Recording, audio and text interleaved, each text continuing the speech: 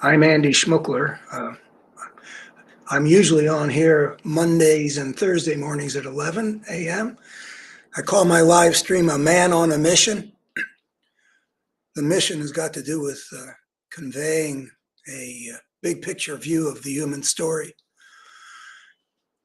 which I make a bold claim about. I say that if enough people were to understand some things that I think that I can demonstrate that are true, that it would actually help human civilization to survive, which I think is, uncertain. And part of that big picture view also illuminates the battle between democracy and fascism in America. So for the last 20 years, helping American democracy survive has been a core part of the mission. But they're all the same picture, which I may or may not get to today. I'm talking today about good and evil and how they turn out to be real. I had a second sentence originally in the title, which was, here's how they can be seen, or something like that. Shows how they originate, the origins of the good and the origins of the evil. I was afraid if I left it, here's how they originate, that I would be attracting people expecting a sort of a traditional religious point of view. And I'd be repelling the people of a secular worldview who would think, oh, this is just going to be some of that religious stuff that they've already decided that, isn't where they look for what's true and what's real and stuff like that. But that's not what this is about. This is about amending an important defect in the secular worldview as I've encountered it.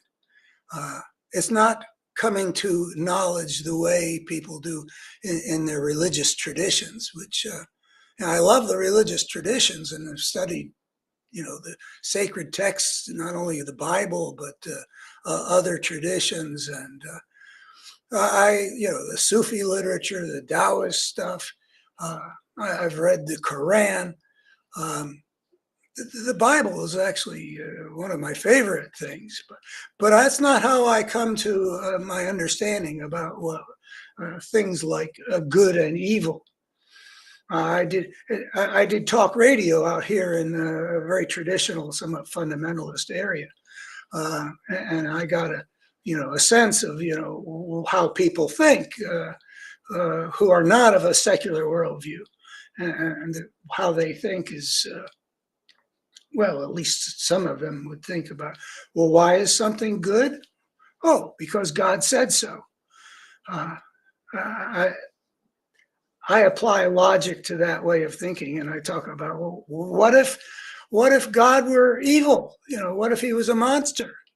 There are traditions in which people have seen God, and you can also look at some of the aspects of the Bible, and there's some stuff there that's rather disturbing that God says, like exterminate this whole city of 5,000 people, men, women, and children. That ain't cool as far as I'm concerned. The fact that the report is that God said it, are we to think that that's good? These days, you'd call that a crime against humanity. So, what do we believe? Well, I don't fall into.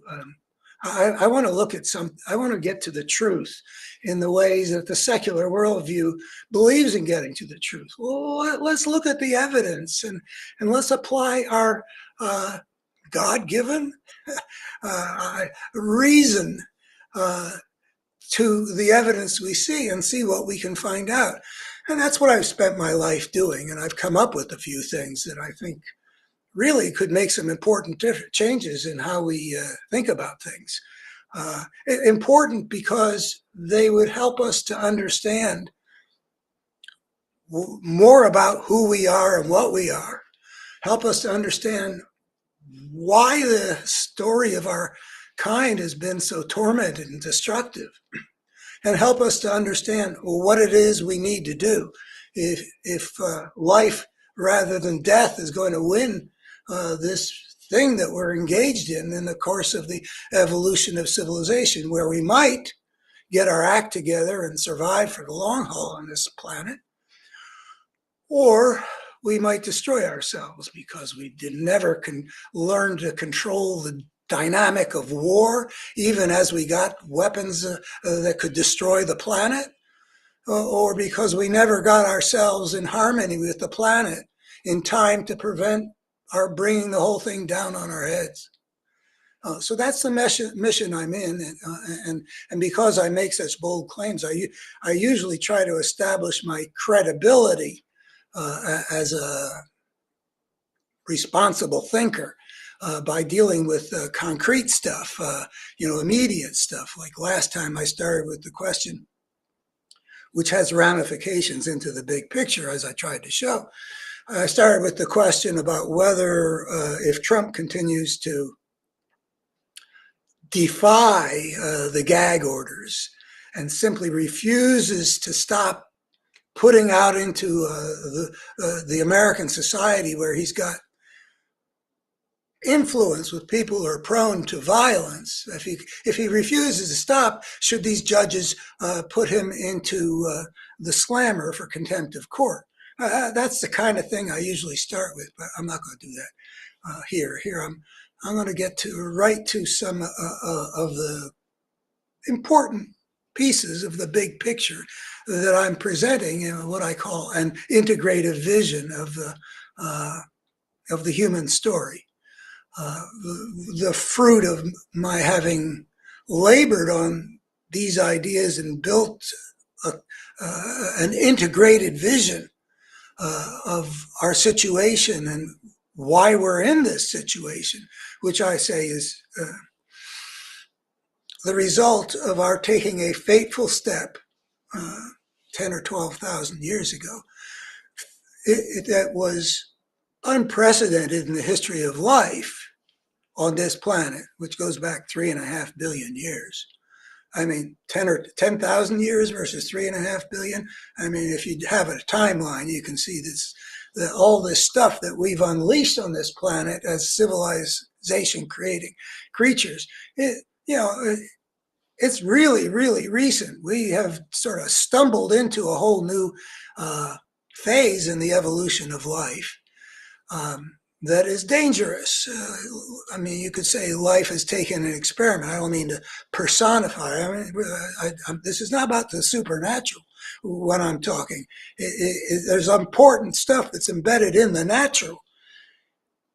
We have unleashed something on this planet because we created a whole new situation. So I'll get to that when I get around to the how evil or a destructive force turns out to be real. And I'll explain how it originates. But let me start with the good. The people in the religious traditions don't have any trouble acknowledging the reality of the good. And this is one of the ways in which I find it very interesting, and I don't fully understand how it is that the religious traditions work to understand some of the things that they do. Well, I guess I kind of do. Anyway, the religious traditions have some important things on their conceptual map, or if conceptual is the wrong word, I'm not going to take the time to find a better one. They believe in good and evil. I'm talking about the Western tradition now. I'm not going to try to speak about everything on the, whether Taoism is different or not, but the people of the biblical tradition don't have any trouble recognizing the good and the evil. They just have their own way of representing it, which is not arrived at with the epistemological method that the secular world believes in, or the part of the secular world that I feel like I want to talk to, because it's what I believe in and it's what I'm part of, which is you get the evidence and you figure out what it shows. I read science news. Does it come out every 2 weeks now? I've been reading it for 40 years. And I just am in awe of all the things that people have been able to learn from the subatomic level to the cosmological level. There's so many things that they've learned by employing that epistemology. You look at the evidence, and then what do you find out? Wow, human beings are intelligent enough that if they apply that kind of way of getting to the truth, they can learn a lot, and I mean incredible amount. Anyway, that's what I believe in. My dad called himself the child of the Enlightenment, and I am the son of my dad, and that's how I look for the truth. Unfortunately, according to it's my conviction that the secular worldview as it generally exists, and I've got my image. I mean, there are all kinds of people walking around who aren't thinking about things in religious terms, and they're thinking about things in all kinds of terms. But I'm talking about a core nugget of the secular worldview that I've encountered over how many, I don't know. I guess I've spent most of my life in touch with a lot of people with a secular worldview. And a lot of it was I had a website where I was getting 2,000 or 3,000 people a day coming and engage, some of them engaging with me in discussion in the comments of the things that I posted. It was called nonesoblind.org. I got a sense of where a lot of intelligent people with a secular worldview believe and don't believe. And the part that I am trying to correct is the part that I discovered, which I do think is pretty widespread, but I've made no study of, what proportion of what, believes this. But the idea of the good and the evil is not really recognized by a whole lot of very intelligent people with good modern education think. There's a lot of, those are judgments that are merely subjective. When you talk about questions of value, these are not about reality. This isn't me talking, by the way. I just want to remind you. This is it's a matter of opinion.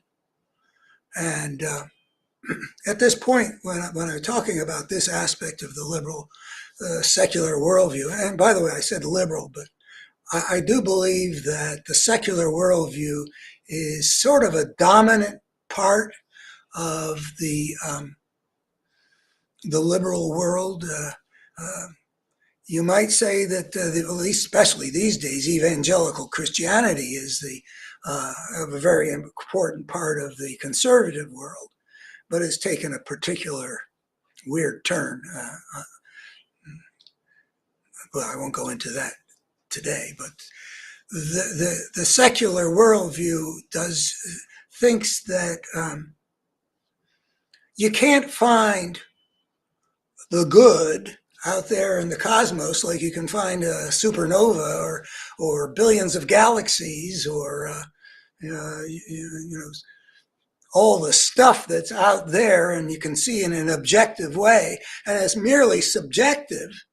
If you're talking about something that you feel, and maybe somebody else feels something different, well, how are you going to adjudicate between these two different senses of the good? It sounds like it makes sense, but from an evolutionary perspective, it doesn't. I want to say two things about the good, or another way of putting it is about value. And the question of, is it real? I want to say two things. One is that if there was a cosmos, ours or whatever, in which there were no creatures whatever, no beings whatever, nothing with a consciousness, which experienced some things as better and some things as worse, experienced some things as better and some things as worse. In the absence of any such thing, there's no way there could be value. That does something to the whole idea of what does it mean to look for an objective truth about value. Well, it's not out there. It's got to have something to do with the experience of something that experiences. I mean, if there were no such thing, how would it make any difference whether a planet blew up or it didn't? It wouldn't. Nothing can matter unless it matters to something. Now, you could say, in the religious perspective or the biblical perspective, that, well, we didn't have to exist because, at the very beginning of Genesis, God, having created the light, says it is good. So we can infer that. I think we can infer from the text that this God is actually such a being who experiences things in terms of the better and the worse. We can probably infer that in some sense he's pleased. We find out later when in the time of Noah that he's really displeased with the humankind that he's created, which is a sign of how what I have to offer will relieve us of certain burdens about how human beings have seen themselves. Because God, looking down at the way human beings are behaving, basically sees an evil species. A species, and that's how we have been taught to think of ourselves. I have something else to offer, which I believe can be proven, or at least really compellingly argued, in a wholly secular fashion when we look at things in an evolutionary perspective. Not in terms of good and evil about, a tree in the Garden of Eden, from which the human beings were forbidden. I love these stories. Let me say that again. But the problem that we face, and I really respect the Old Testament, that it really wrestles with a lot of these problems. And there are just problems with the solutions that they come up with about, God having created Adam and then repenting. What happened to that omniscience? Why didn't he understand that he had to create somebody else if he actually wanted obedience in the Garden of Eden? Didn't he see it coming? I mean, there are logical problems at almost every turn. Nonetheless, the stories grab one at a deep place, and the fall of Adam and Eve from the Garden of Eden and into the curse of she's going to suffer childbirth and he's going to labor so hard to earn his bread, having forfeited that because we were so disobedient. You could say that what I have to offer about the origins of evil is something to replace the early chapters of Genesis in terms of explanation of the fall of humankind. There was that book over my shoulder, The Parable of the Tribes, The Problem of Power and Social Evolution. When I delivered it in its earliest form, which was a 1,600-page doctoral dissertation to earn a doctorate from the University of California at Berkeley and the Graduate Theological Union jointly, my committee invited me. At the beginning of April, they said, instead of having you defend your dissertation like is the usual custom, we would like you to give a public lecture in Berkeley to the university, whatever audience would show up. And I was a man on fire with that idea that I'll be presenting in some form shortly about the origins of evil. and the origins of the destructiveness. That idea came to me as an answer to a question that 1968 had put at the center of my life, which is why is the world so tormented and destructive? 68 was a tough year for me personally, but also for the whole planet for a variety of reasons. It, it came to me as an answer. Okay, here's why the world is so tormented and destructive. And it also it made me a man on the mission that I'm still on, though the mission has grown. So I worked really, really hard to make that presentation, that public lecture, as good as I could. And the title, I find it interesting. I can't find a copy of the thing. It's probably in one of the boxes. It's getting moldy someplace. But the title I gave the talk, which I worked on as hard as a man of 30, which is a lot more stamina than I got now, could work, is called The Riddle of Evil. And that is explicitly about changing how our civilization looks at the evil that comes out of humankind and human civilization and befouls our world. It's a hopeful way of understanding things, looking at our history in an evolutionary perspective in an intellectually responsible way. So I'll get to that question of evil. But the evolutionary perspective has a couple of things here about the origins of good and evil. The origins of evil have got to do with seeing the implications of our taking an unprecedented step, extricating ourselves from the niche in which we evolved biologically. Nobody had ever done that before, not even hunter-gatherers with all their culture. But eventually, 10 or 12,000 years ago, that step gets taken. And I show that it inevitably, independently of the nature of the creature, unleashes something.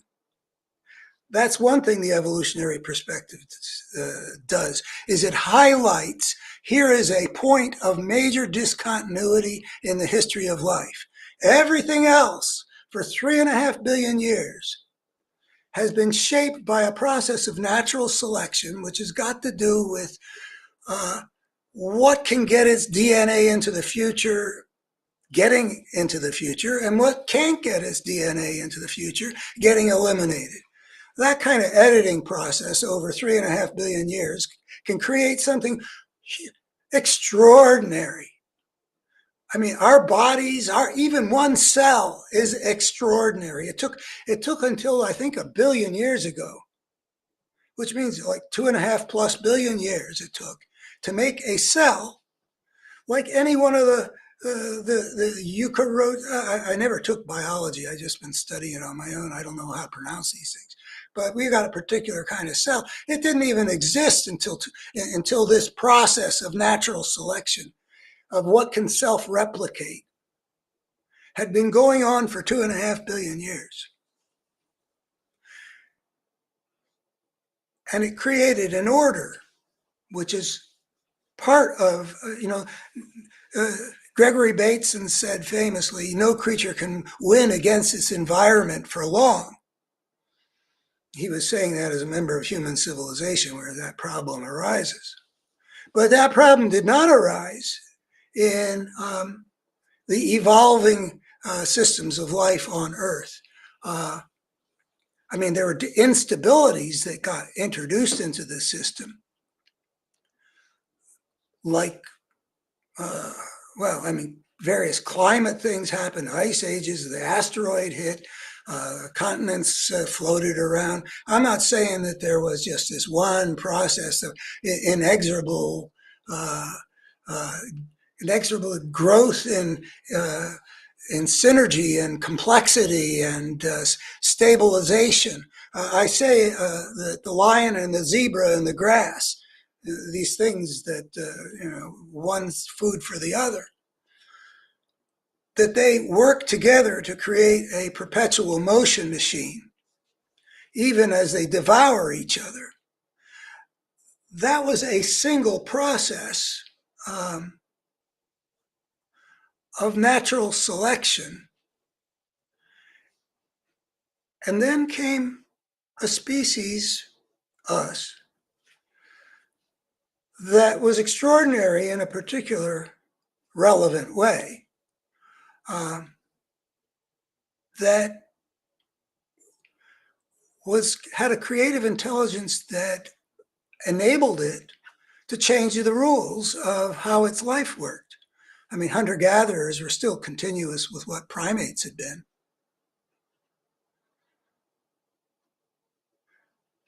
But now we've got a life form, these societies that are beginning to change all the rules, become bigger and have a whole different way of feeding themselves by planting what they used to gather and herding what they used to hunt. They're changing the rules, and they've entered into a whole new situation where there are these life forms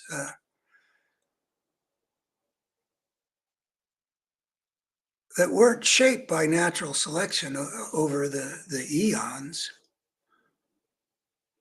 that were going to have to interact with each other, but not in the natural order or in any other order. Again, I'll get back to that. This has got to do with the destructive process. But the other way that the evolutionary perspective operates, has operated for me to help see what's happened to our species, is that the process of selection is continually favoring what can get its DNA into the future and what cannot. And that depends a whole lot on how the various organisms behave. I mean, if you behave in some optimal way in terms of survival, you're more likely to survive than if you take some wrong turns. So, in a sense, you can look at what a species has as its inborn nature, and you can say that whatever's there, with some, I think, pretty irrelevant exceptions, irrelevant to this argument, what's ever there is there because it helped the ancestors who had that quality or structure or whatever to survive.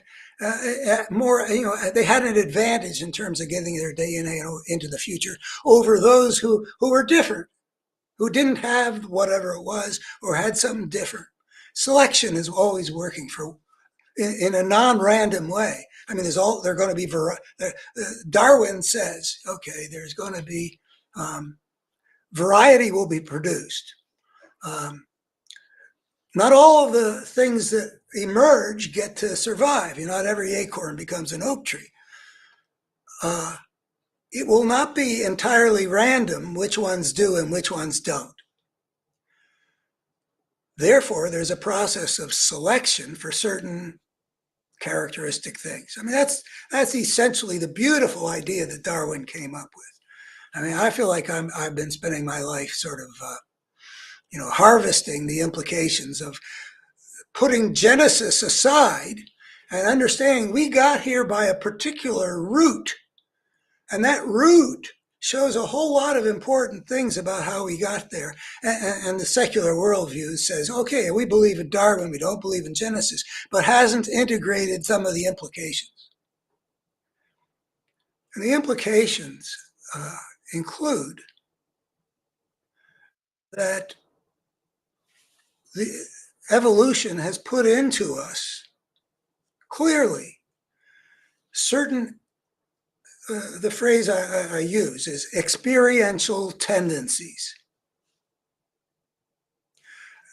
And I've written, you can find it on my website where all these things will get laid out in systematic ways, abetterhumanstory.org.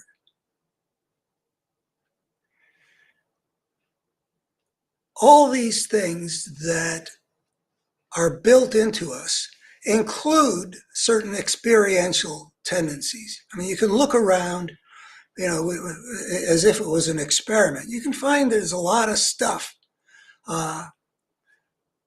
that seems to be part of our basic equipment that has to do with the realm of experience. There are certain more or less universals, including having to do with better and worse, that when the founders talked about the pursuit of happiness, that is what we are evolved to do. Happiness is better than misery. It's built into us. And happiness is positive in that it's an experience that we value positively.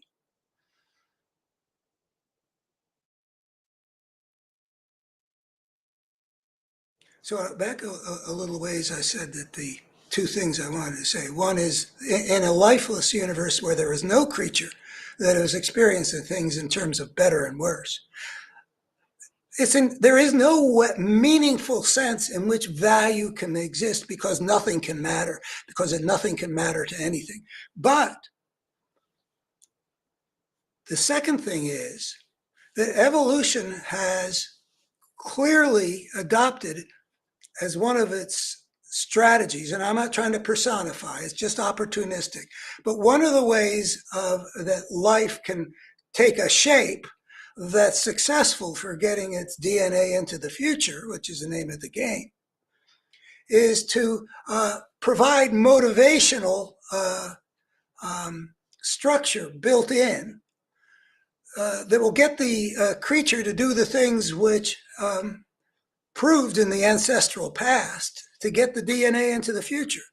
The ones that had that motivational structure were more likely to survive and produce offspring that survived and stuff like that than their compatriots or contemporaries that didn't have it. And when it comes to a dimension of experience that's from better to worse, the pursuit of happiness being the better, it's experienced positively, and that is a prerequisite for the good to be real. Only if there are creatures whose experience is positive can any kind of value meaningfully enter into the world. And life, not just us humans. I mean, I got kitty cats upstairs. They definitely have a better and a worse. I don't know who all doesn't have better and worse. There may be some sense in which there's an experiential dimension even in trees, from what I've read, but I'm confused on that issue. But we know that we experience things in terms of better and worse. So merely subjective, hell with that. Only in the realm of experience can value exist. So don't look for it out there where the supernovas hang out. There's no way it could be there. Nothing meaningfully about value. The thing that's valuable is that when creatures that prefer one way of experiencing their lives to another way,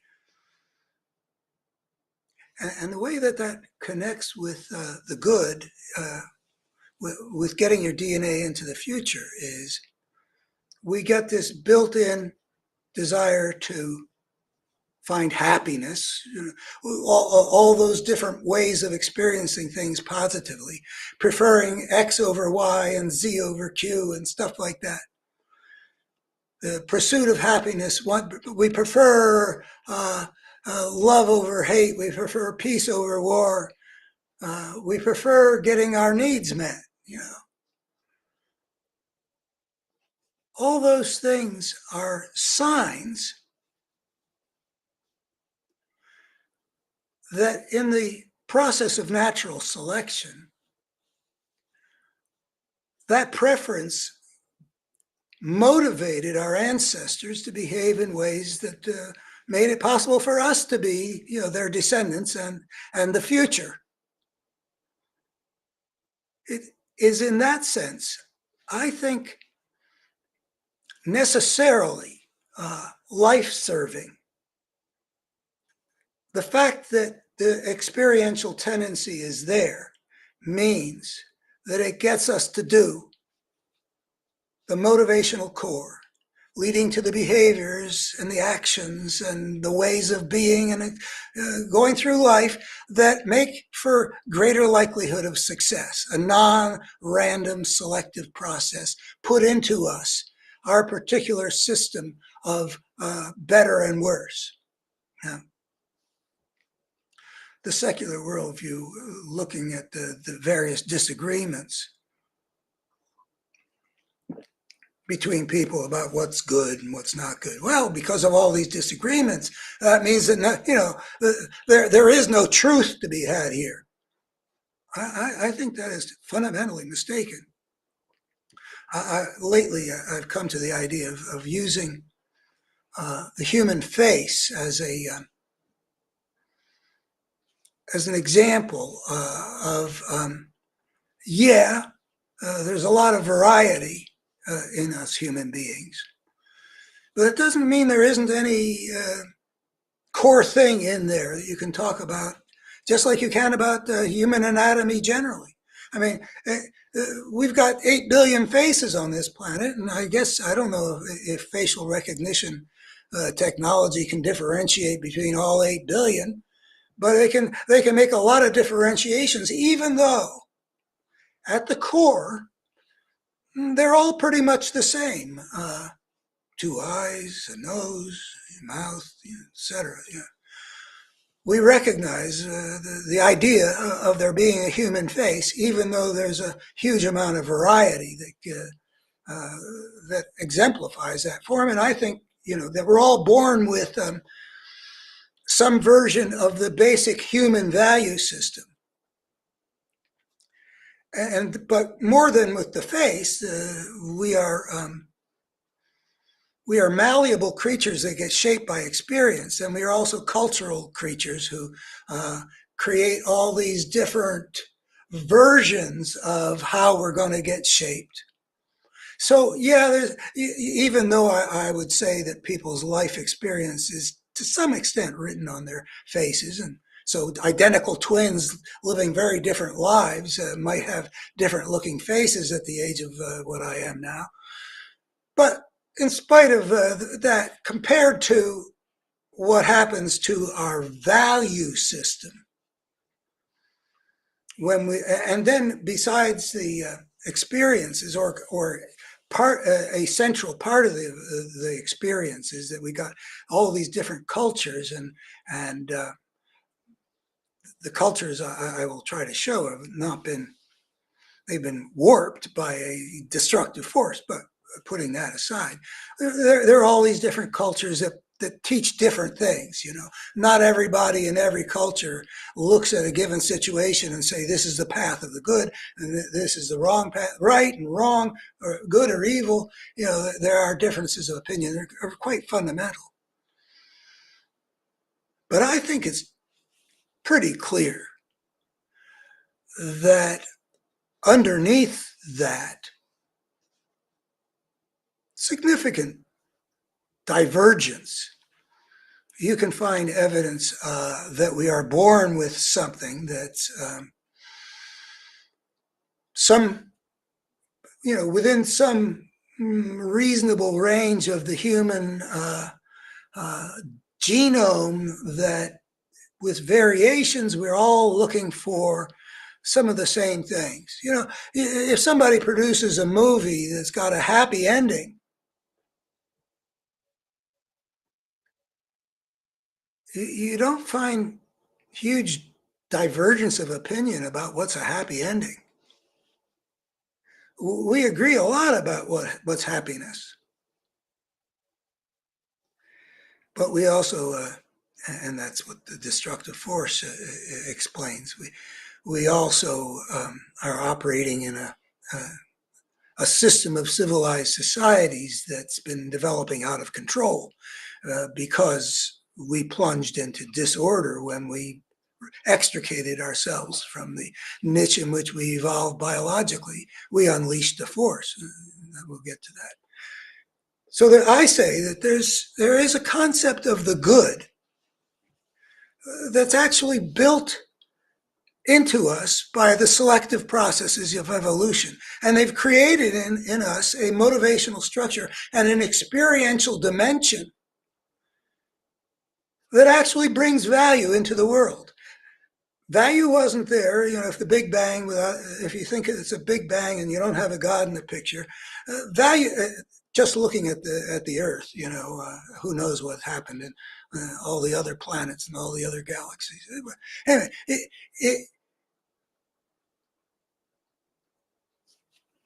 there was no value in the world that science is now presenting to us.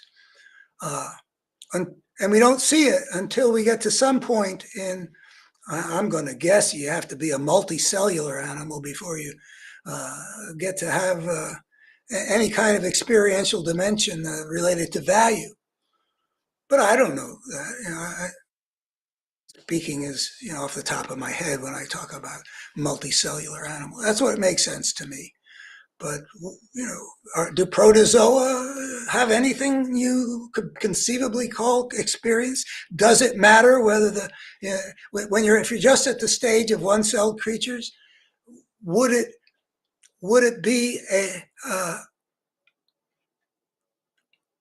something on the line of good or not good for the planet to be destroyed at that place? If we destroy ourselves, which I think is a genuine possibility, which is why I'm driven to get this thing out there, because I think it can help.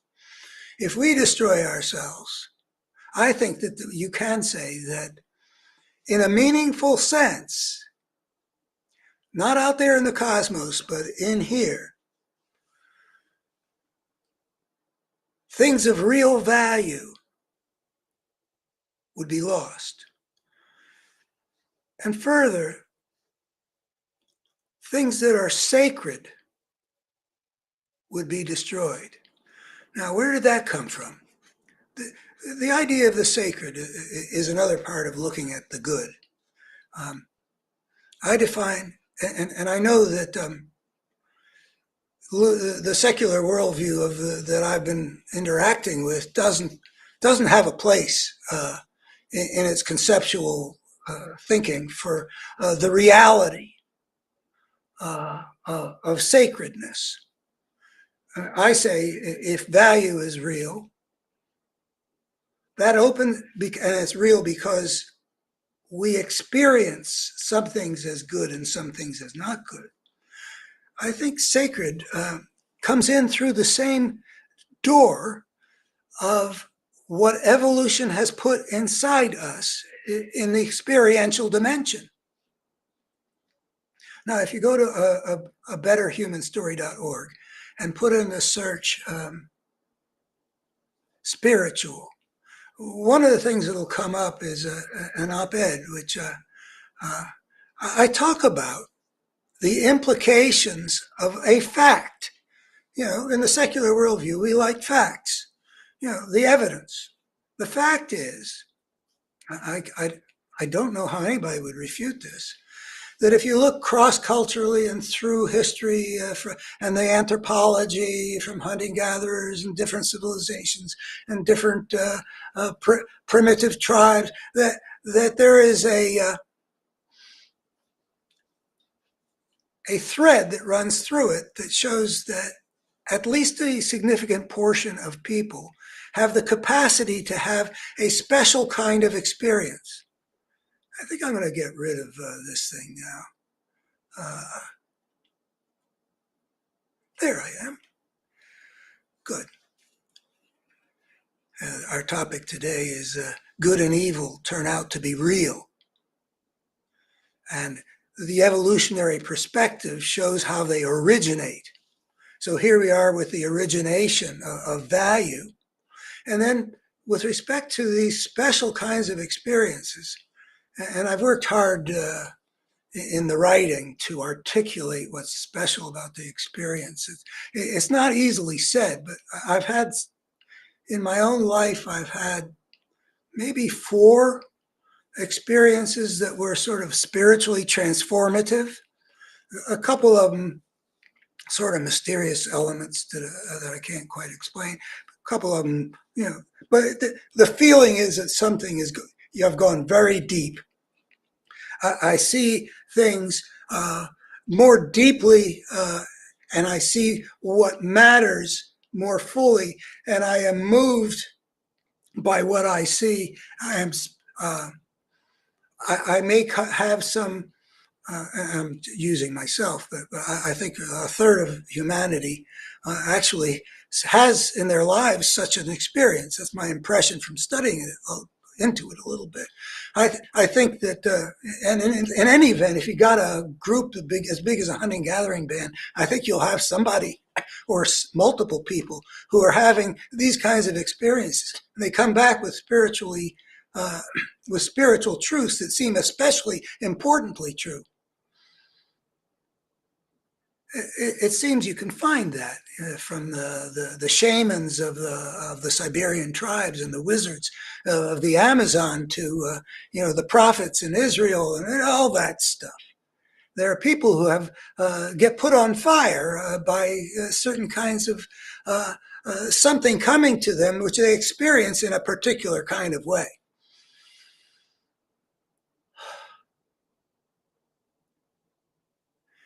I defined the sacred as value to the nth degree. And I think that people have experiences sometimes, regularly, throughout history, it would appear, cross culturally, where they get a sense of something having, some special qualities. I mean, the word sacred are from our particular language family, but it's clear. I mean, the word mana or something in the South Pacific, people have a sense that there is a realm which they have experienced as being, oh, wow, you know, it doesn't have to be seen as, well, how do you prove that objectively? How do you prove that the life of these children is sacred, or that life itself as a thing on this planet is sacred? Well, uh, it's not that kind of objective again.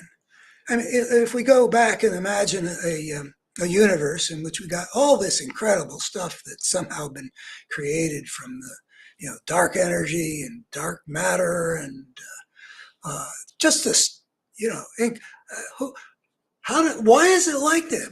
How is it even? I mean, it's just such a huge thing. But if there's nothing to whom it matters whether this cosmos exists or not, how can it matter? How can the cosmos itself be sacred if there's nothing to whom it is sacred? I don't think it actually makes any sense. And uh, it's it's kind of trying to build something without there being anything underneath it to hold it up. Something has to experience it. And I think sacredness is value, I say, to the nth degree. It is a part of the world of value, and it is a part of the world of goodness. The good consists of sort of two dimensions. I still struggle in a sense with the question. You know, um, the evolutionary process is continually choosing, metaphorically speaking, life over death. Does that mean that life is in itself a good? I get confused around that. I think life is a good when it matters to the living world what happens. And that takes a while, apparently, to emerge. But at some point, there emerge uh, creatures to whom things matter. well before Homo sapiens emerged. And it also seems that value to the nth degree as an experiential dimension emerged also. It's even less clear to me where that emerged. But all that's important is by the time we get to be here, it has emerged. Human beings do have these special kinds of experiences that come with a sort of exclamation point and change the course of lives, change behavior. Which means, again, what's there is there, obviously, because it helped the creatures that were getting to have that in their genome were more successful getting their DNA into the future. It was selected for. That means that it was conducive to the survival of the descendants. Wow, that really tells us a lot. The secular worldview, as far as I have been able to glean it through my interactions, doesn't have a whole big space for taking either questions of good and evil or questions of the spiritual dimension very seriously for the reasons that I said, because they've applied the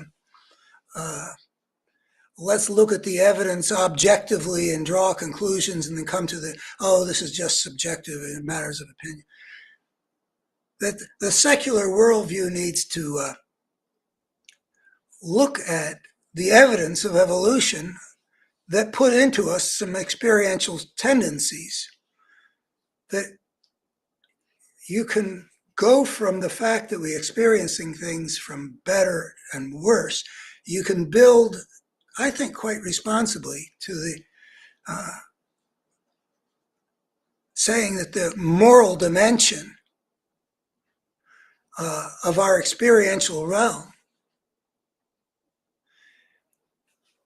at the center of what we're born with, even though we get shaped all kinds of ways afterwards, makes questions of the good meaningful. The good has a meaning. It has to do with the perpetuation of life in the first place. But then, emphatically, it's got to do with those creatures who can find happiness and fulfillment, or might be in agony and misery, that there is a difference between them because they experience things in terms of better and worse. But in addition, that we know we share probably with every mammal and who knows what else. Because it's life-serving to have those values. So life experience, the experiential dimension and the moral dimension are all tied in with life over death.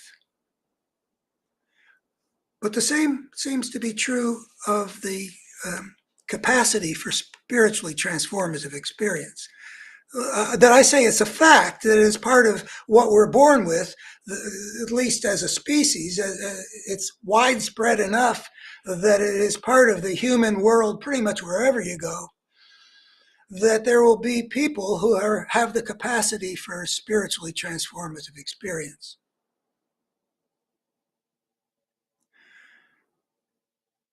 And the fact that that's there seems pretty much incontrovertible evidence to the following proposition. The impact of those experiences, and these are very impactful experiences, the impact of these spiritually transformative experiences is that creatures act in ways that increase their chances of getting their DNA into the future. Otherwise, they wouldn't be here with us still. So I say that the moral dimension and the spiritual dimension value having to do with better experience rather than worse experience, and value to the nth degree, meaning things that are sacred and that one is highly motivated to serve or to protect or whatever. Both help motivate our ancestors to take better courses of action, life-serving courses of action, so that we end up being their descendants rather than their descendants who didn't have those tendencies. So the evidence that a secular epistemology says should be what guides us to the truth, processed by reason, tells us that the good is real. It doesn't exist, out there, beyond the solar system, in the asteroid belt or whatever. It's not out there. It's in here, where the only things that can matter do matter. And things do matter. We know that. That's why we pursue happiness. The implications of that, and why I think this one piece of the integrative vision, the better human story, that I want to have get out there, so that the people who are already open to the idea that life evolved on this planet rather than Genesis, that they'll see some of the things that the people who believe in Genesis already understand, which is that the moral and spiritual dimensions are real and important and life-serving. They got there by a different route, but the secular worldview can get there by an entirely intellectually responsible route, and that's what I'm trying to show.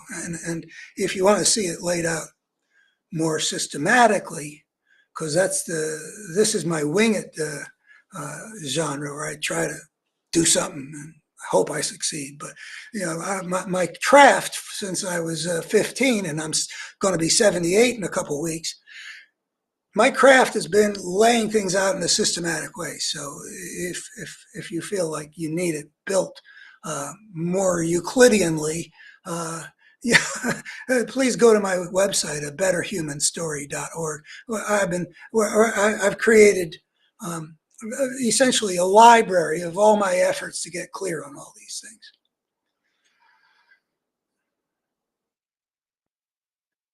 The secular worldview, we have paid a price recently, in America in particular, but I think it's a more global phenomenon. But in America, I feel like I've watched this, and I'll forget about that global thing. I'm not sure whether I know enough to say that. But in America, we have paid a price for the secularly thinking people in our society, thinking that issues of value and the sacred are kind of, matters of opinion and a second-class status. There hasn't been a conceptual space in the secular worldview for recapturing some of the important truths, like the existence and reality of the good, and as I'll show in a minute, also of the evil.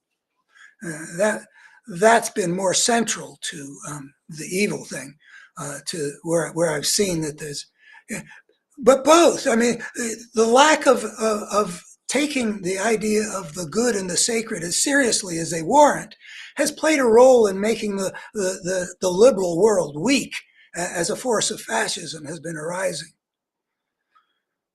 Oh my, what a history, what a place this planet is, what a thing it is to be a human being wrestling with these things, where you can get something like what's risen in America to rise. And part of the reason it got to rise was that it wasn't killed in the cradle. I mean, I've been on this mission, well, against this force since I saw what Rush Limbaugh was doing in the very early 90s. But if you don't have a conceptual space for what this represents that's rising in power, and if you don't have a sense that the things that are getting trampled on are sacred, because, that's a matter of opinion. Yeah, people believe in things, but a line I keep on finding myself coming up to saying from William Butler Yeats: the good lack all conviction, while the evil are filled with a passionate intensity. And that very well describes the mismatch that has led us up to this moment where the force of fascism, which was visible 30 years ago, wasn't seen for what it is and wasn't fought for what it is by the political force in which the secular worldview dominates. A secular worldview that doesn't really take value as really being sacred and doesn't have the feeling about the things that are sacred that leads to the kind of passion that should be brought to the fight. So it's both not seeing something because, well, the religious people had a way of conceptualizing what a force of evil might be. And, it's very dramatic, and people have been taken with it for centuries, from what Satan does with Eve and seducing her with the eat of this fruit to the Faust legend, and all this the burning of women at the stake because they had presumably had sexual congress with the devil. There has been a huge way of conceptualizing a force of evil in the world.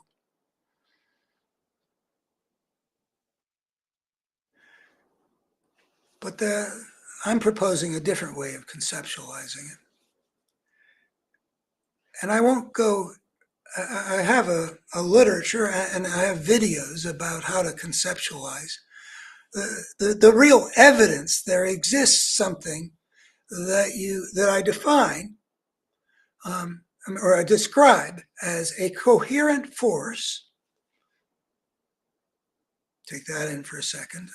I'm serious about the coherence, and I'm serious about the validity of calling it a force that consistently works, meaning whenever there's a fork in the road, it always takes the fork toward spreading a pattern of brokenness or making the human world worse.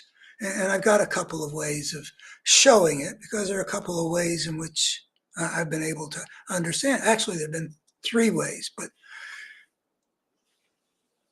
that's this. It doesn't involve the supernatural. It's got to do with identifying a systemic force that works in ways that have to do with the dynamics of a system. Just like anything else has a system, like the solar system and the force of gravity that creates these orbits that Kepler discovered that are ellipses. And, there is a system in the human world that I try to show. And you can see it operating from the beginnings of civilization, that something emerges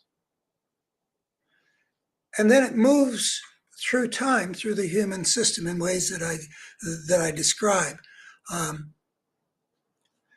Let's see, what's the title? If you go to A Better Human Story,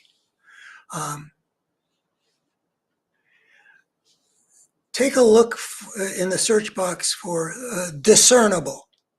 I have systematically lay it out that there's a discernible force at work in the human world that is reasonable to call evil.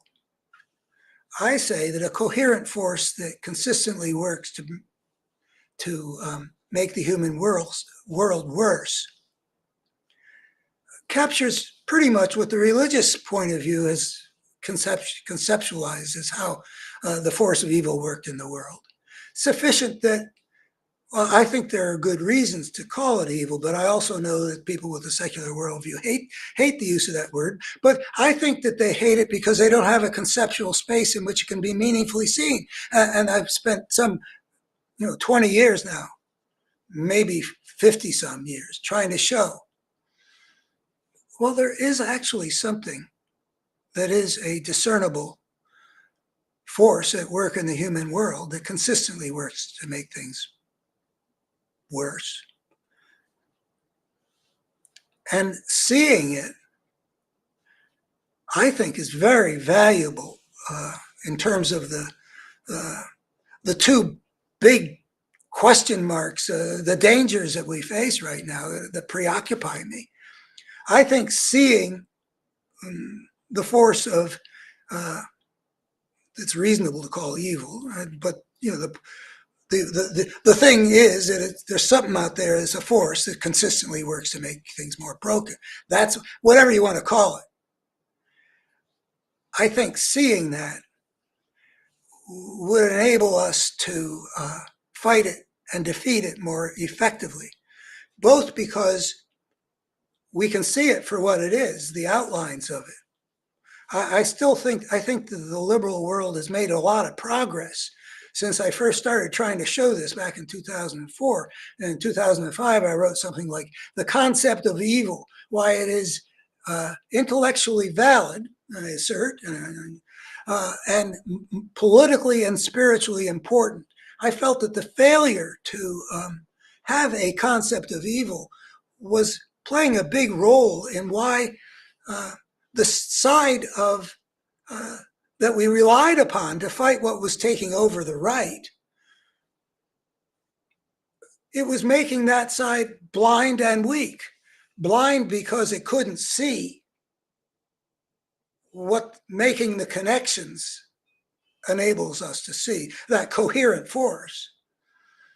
It was seeing things in pieces when they were really all expressions of a whole. I mean, when you get to a political party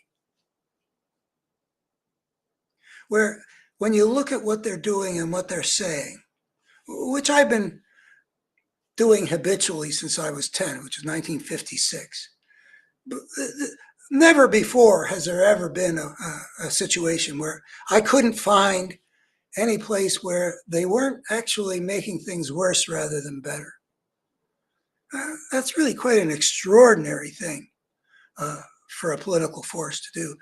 And it's, if you don't see it for what it is, there is something big happening, something coherent. There is a force that means that every time it acts, it's being acted, it's being pushed by a force that is consistently working to make things more broken,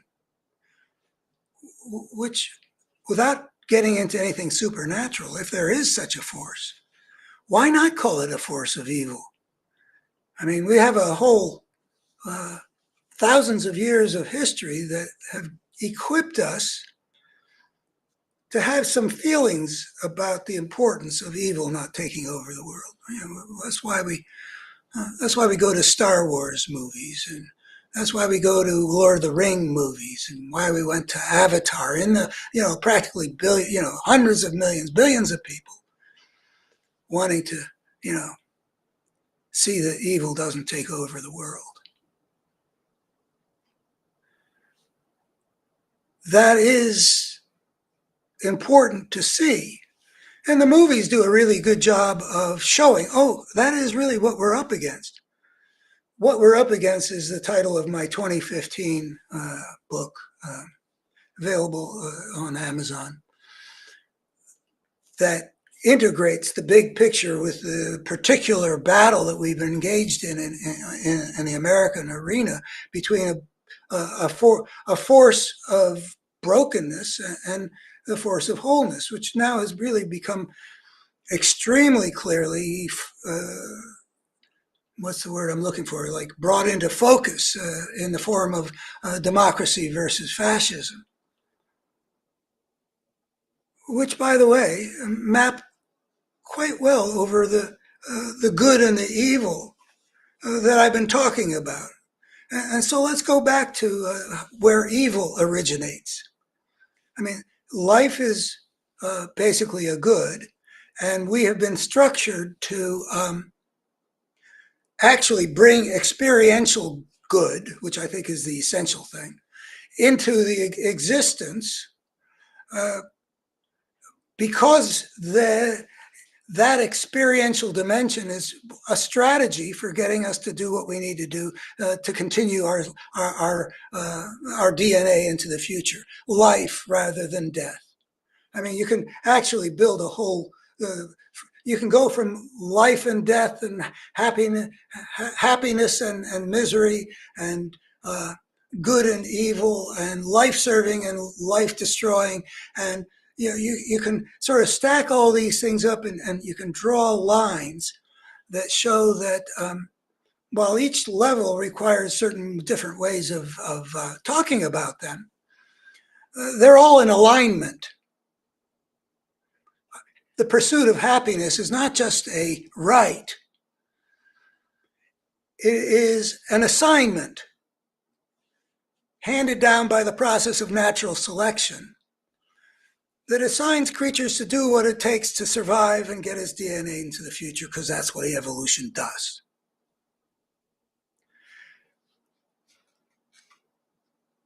But that's all about the larger order. It all takes place in the larger order in which we and other creatures get shaped to be fitting into the biosphere and the individual ecosystems, and there's a balance that is achieved between predator and prey, and between a new parasite like the fungus that came into North America with the Japanese chestnut. With the Japanese chestnut, evolution had created a kind of symbiosis, or if that's the wrong word, at least the Japanese chestnut didn't have any problem anymore, because they had evolved together because the lion and the zebra and the grass worked together to create a perpetual motion machine. But if you don't evolve together, if you somehow introduce a kind of anarchy, like you bring from one side of the world to the forests of another side of the world, and the fungus that could live okay with the Japanese chestnut wiped out the chestnut forests of North America, which I miss it, because I think chestnut trees are just so splendid. I have a lovely forest out here. I'm one ridge to the east of West Virginia. If that Japanese fungus hadn't come to North America, this would be a different forest. The chestnuts would dominate. When you introduce disorder, it takes some time, 27 million years to evolve together, whatever. But the American chestnut didn't have time. That's another story. I think they're developing a hybrid of some sort that will get an American chestnut that's got the resistance to the fungus of the Japanese. Okay, fine. But human civilization is really what I'm talking about. It is a breakout, a breakthrough, because we've got this creative intelligence. Nothing has to be wrong with us to get this breakout into disorder. All it took is that we got this. We're these creatures that are basically shaped for life-serving things, and our creativity had been very valuable in helping us survive. I mean, we learned how to control fire, and we learned how to make tools that made us better hunters, and I don't know what all. We found ways of processing hard grains, things that kind of distinguished us from the chimpanzees that we had been 7 million years ago. But now for whatever reason, people broke out of that size, structure, means of subsistence that had evolved biologically, even while we were becoming culture. And all of a sudden, we introduce a new kind of life form, something new. It takes time, like the American chestnut vine. It takes time to create wholeness.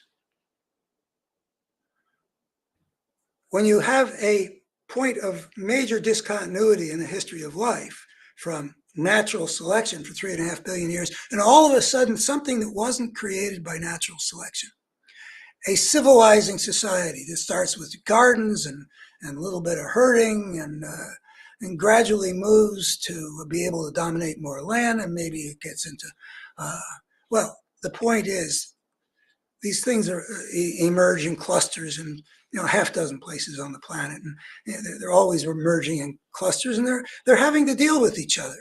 And whereas the lion and the zebra and the grass, this, by the way, is the core idea of the parable of the tribes we're getting to. This is the foundation of my better human story, is to recognize the implications of a creature inventing its own way of life and developing civilization. And I define civilization as those societies created by a creature that has extricated itself from the niche in which it evolved biologically by inventing its own way of life. This is a new kind of life form, not formed by natural selection.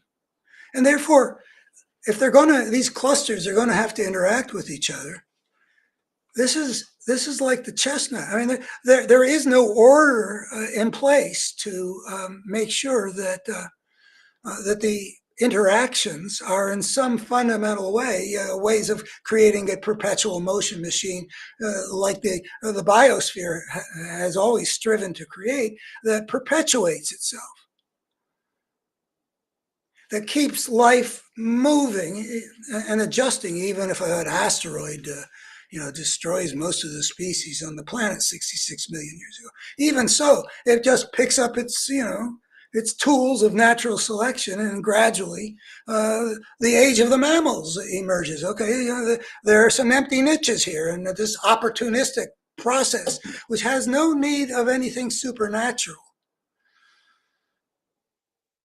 it goes about creating this overarching wholeness, but within which there is this nature red in tooth and claw competition, a lot of death, predator and prey and all that. But overarching, there is an order. But when we plunged ourselves, once we started on the road outside of the limits of hunting-gathering bands, who are continuous with primate bands, once we've departed from that, there is a process that gets unleashed inexorably, inevitably. There's no stopping it. There are going to be interactions. There's going to be no order to govern those interactions. That means a special new kind of disorder, an anarchy that has to be described as Thomas Hobbes, he's the guy to go to for understanding anarchy, even though his state of nature is baloney. Anarchy leads to a struggle for power.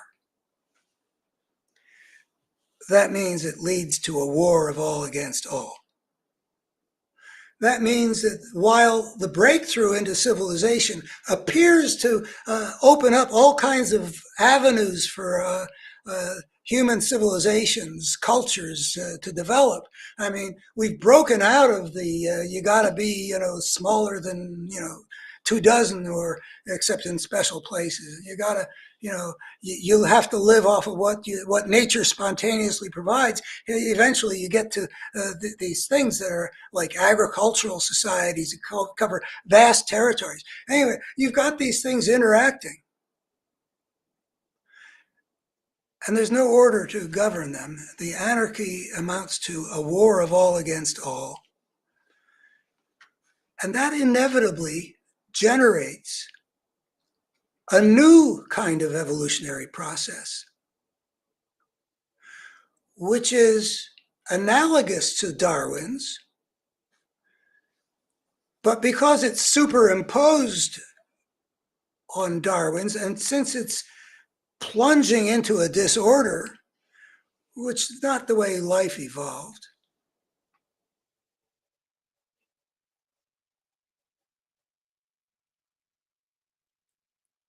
there's going to be a selective process on top of what's been already selected. And the selective process is not going to have any guarantees of perpetual motion machines or harmonies or anything like that, overarching synergies. It's got nothing like that. The war of all against all is anarchy that generates a selective process where among the theoretically huge diversity of cultural options, only those that can prevail in a war of all against all can survive and spread. I mean, like a cultural DNA gets into the future, but it's out of a struggle for power that isn't taking place inside of any kind of life-serving order. It's a whole new. And what is it that prevails in a war of all against all?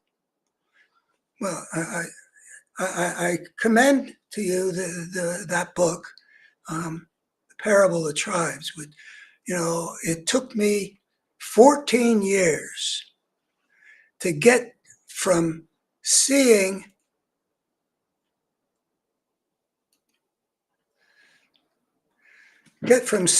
what I saw in 1970 to getting this out in book form.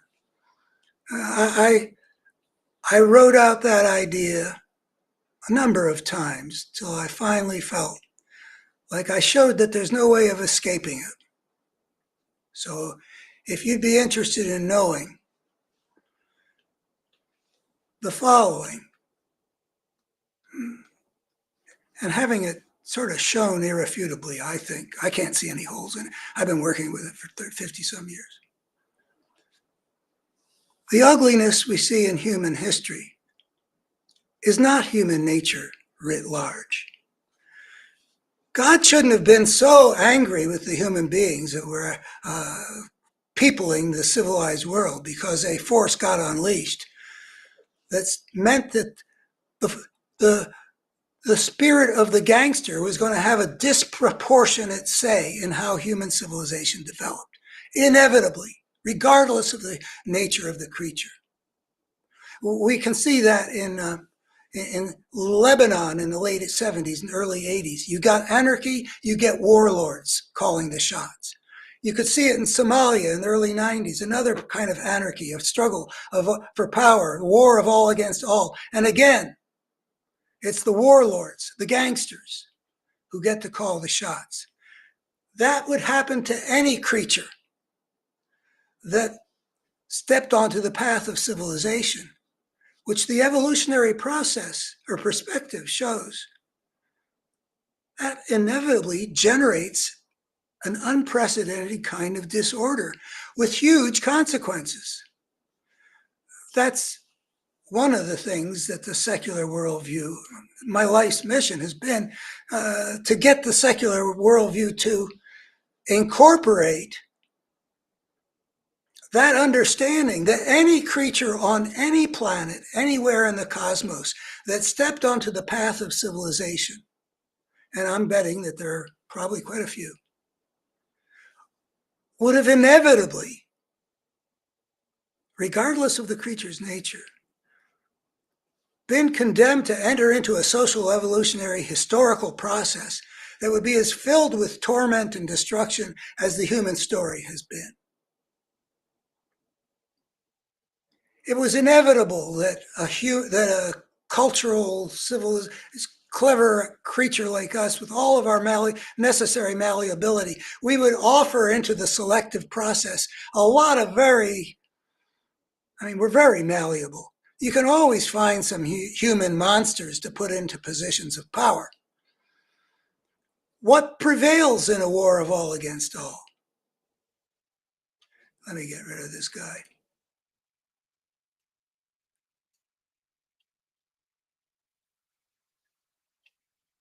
What prevails in a war of all against all is, for one thing, the spirit of the gangster. That helps to highlight the destructiveness of it. And it highlights that, as I said recently, it sort of struck me that if I had to name the 4 people right now on the planet having the most impact on the direction that civilization history is going, 3 of the 4 would be human monsters. You can play that game if you want. That's not who we are by nature. Any creature on any planet that steps onto the path of civilization inevitably unleashes a selective force that says that what can prevail in a struggle for power, a war of all against all, that's going to determine how the civilization will develop. And so you get all kinds of things that are, what can prevail? Well, one of the things that I've been saying for whatever is 40 years is that power is a function of virtually every aspect of a culture. So it's like an NCAA tournament in a way that, you can have a good team. Some of them are really good at rebounding. Some of them have these 3-point shooters with a high percentage. Some have a defensive specialists that can hold the other team's score to half their usual output. There are a lot of ways of getting it, but it is not random. And so you get, as this process, which inevitably gets unleashed early in this civilization creating process, well before the rise of empires, you've got a selective process going where more populous, larger, more technologically sophisticated, better warriors, more organized, more centrally controlled. You could just do a whole lot of things that you can see get selected for as you watch ancient history unfold from the beginnings. You end up with chiefdoms and kingdoms, and then you end up with metallurgy and people with bronze weapons being selected over those with just stone weapons. And you get then the bronze being overthrown by the people with iron swords. And you get the people who have domesticated the horse and are able to field a cavalry against people who are on foot. You get societies that are able to have a central control, like a single chess player, to command all the pawns and knights and rooks and bishops to do their bidding in focusing their power in the struggle for power that inevitably breaks out among civilized societies. It is an inevitable thing. I actually think that if people understood that this ugliness isn't a picture of who and what we are, it's a picture of how patterns of brokenness that inevitably got unleashed by a war of all against all, and by societies shaped by the demands of power, rather that often would make war on human nature. That brokenness has been begetting brokenness, and we're still dealing with that in a multitude of forms that behave in certain ways that can be analyzed until you get to, for example, some alliances of forces that you can see is a legitimate way of conceiving what's happening today in America, when we're basically going to choose between democracy and fascism. That is a battlefield in an unfolding history between the forces of good and wholeness and what's life-serving, and the forces of evil and brokenness and what's life-destroying. It can be, all these connections can be made. And I think that if we saw it that way, we'd have a better opinion of ourselves that is warranted. We are really better creatures than our history shows. Our history was going to be ugly, regardless of what our nature was. And I don't claim that I know just, how saintly or, how good and evil get represented in human nature, how well we're outfitted to be able to create a truly ideal world. But we have not had that opportunity. Civilization has been out of control because we unwittingly unleashed this force when we plunged into disorder, a disorder which condemns us to have only certain of our cultural options dictate the human future until we can bring that force under control, which is another reason why it's important to see it. It's hard to beat it when you don't really understand what you're up against, which is why I called that book What We're Up Against, subtitle. Just a second, let me bring that in. I know I'm not adept at these things, but you really ought to forgive. I have pushed myself as this old dog to learn new tricks. There's the title of the book in 2015, written before Donald Trump was a part of the picture, actually. You know, it kind of gets me that people still talk about this as if this emerged with Donald Trump. It didn't. And it's important to see how the forces have been at work that have not been sufficiently countered earlier on, and then reached the point where by 2015, the Republican base, with whom I'd had wonderful, I mean, this small part in this Shenandoah Valley where I live, I thought these were wonderful people. But they formed a base by 2015 that could look at Donald Trump and say, yeah, this is the guy we should give the powers of the presidency to.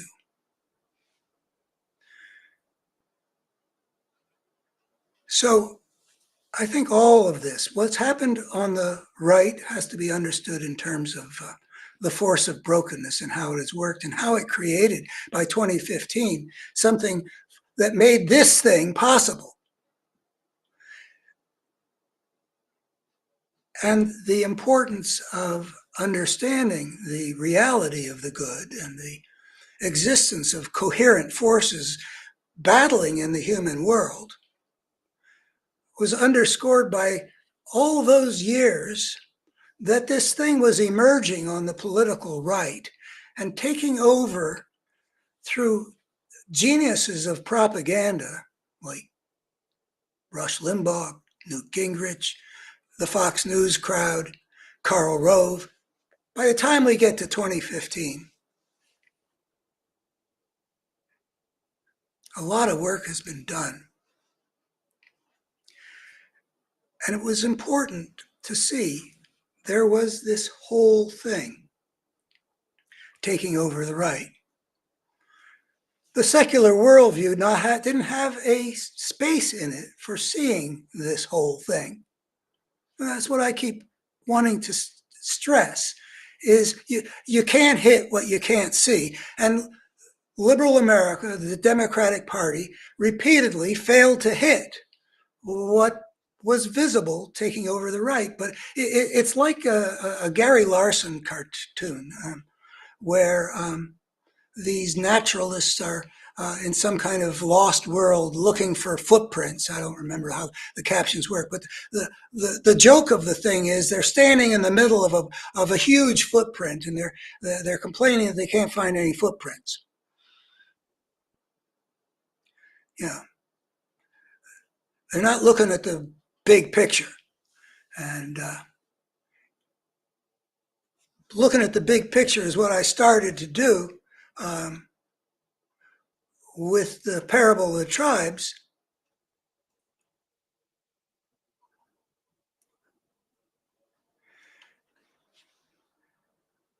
And then that led me to see that what was happening on the political right had a coherence to it.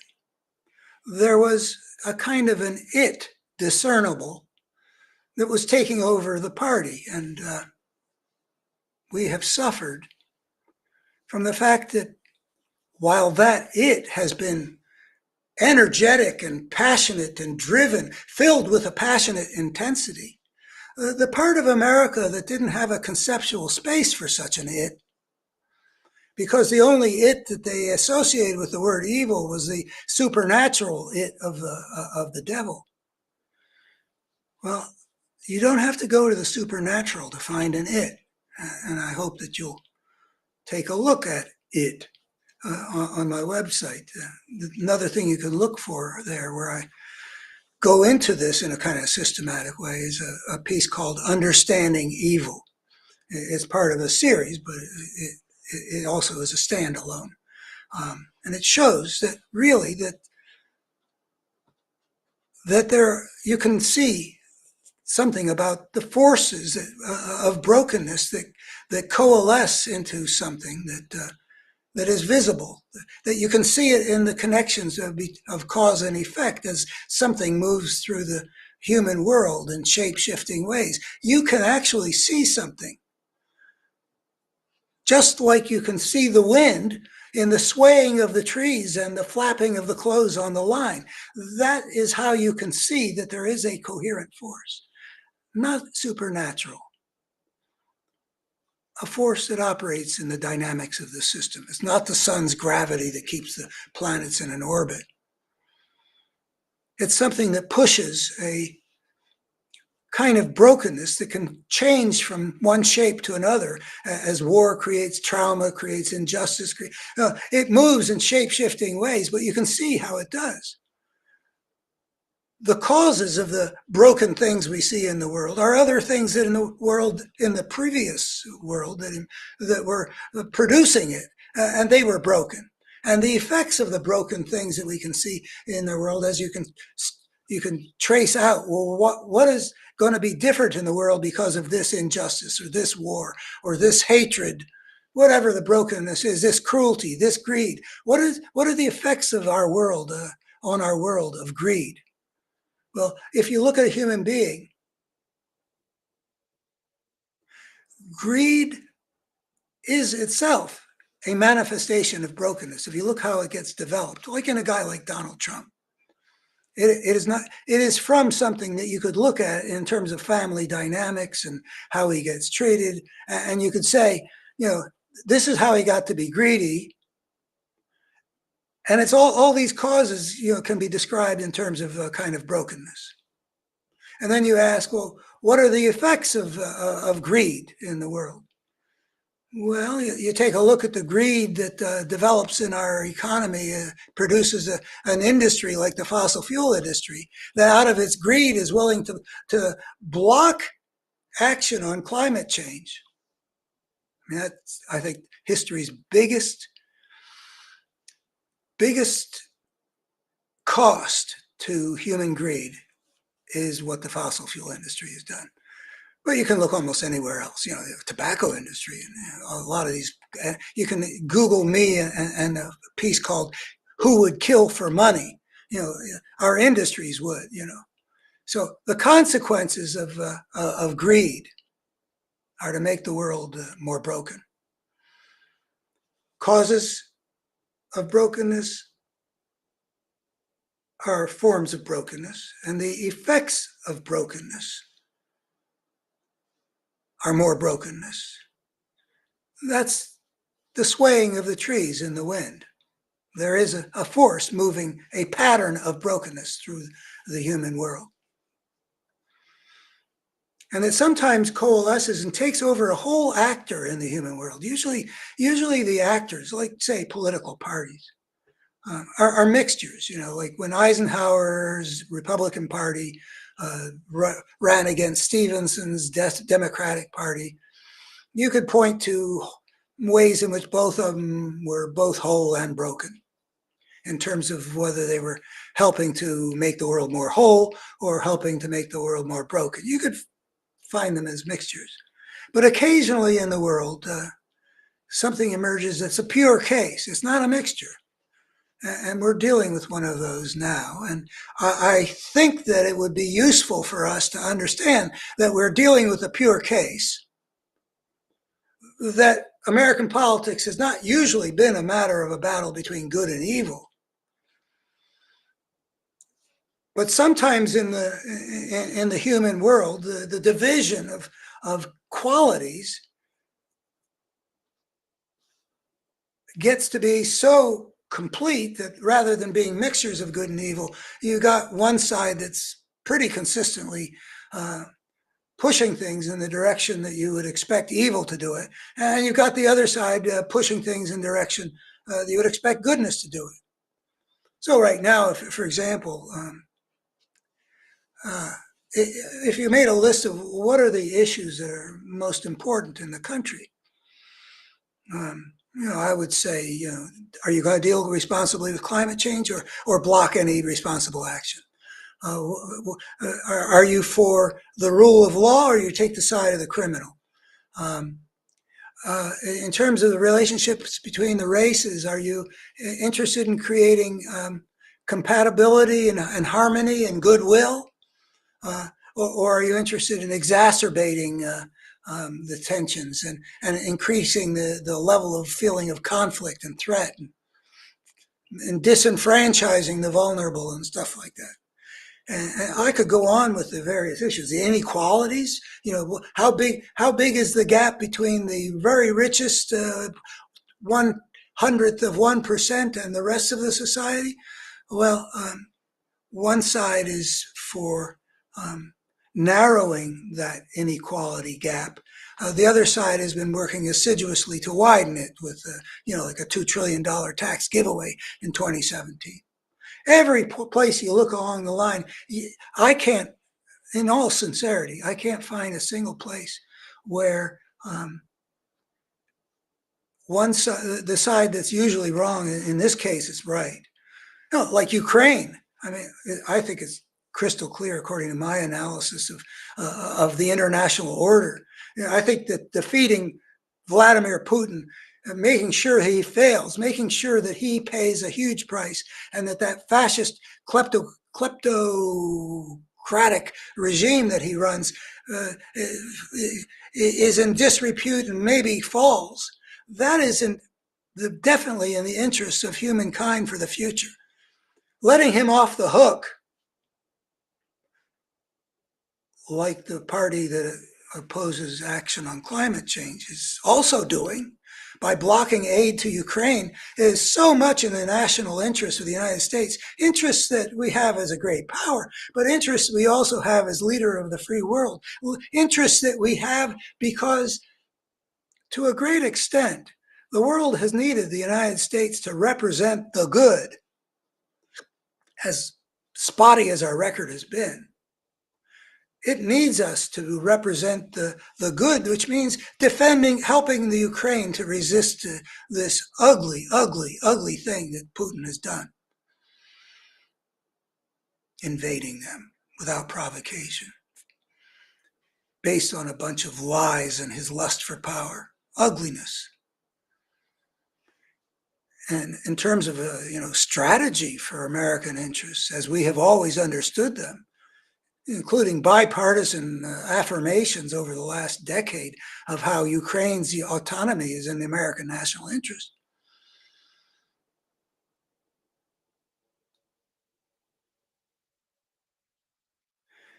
This is a bargain. I mean, compared to,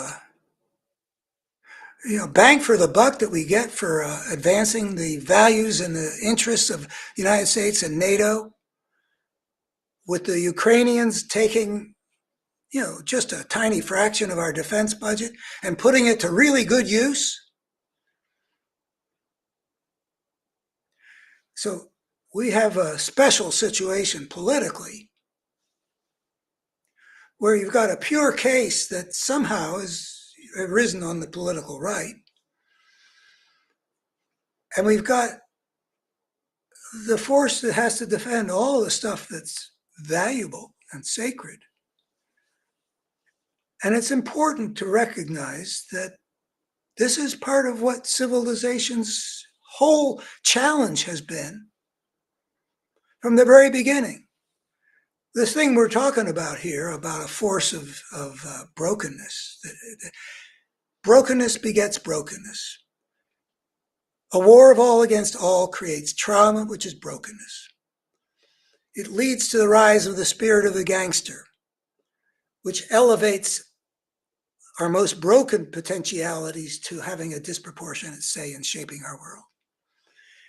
It leads to a selection for the kinds of civilized societies that are able to prevail in a war of all against all. And that involves the societies that prevail are societies that make the best use of the human beings within them. And by best use, I don't mean really good. Not good in the sense I was talking about before. Best use in the sense of maximizing power maximization, power of the kind it takes to survive in an anarchic world where there's a war of all against all.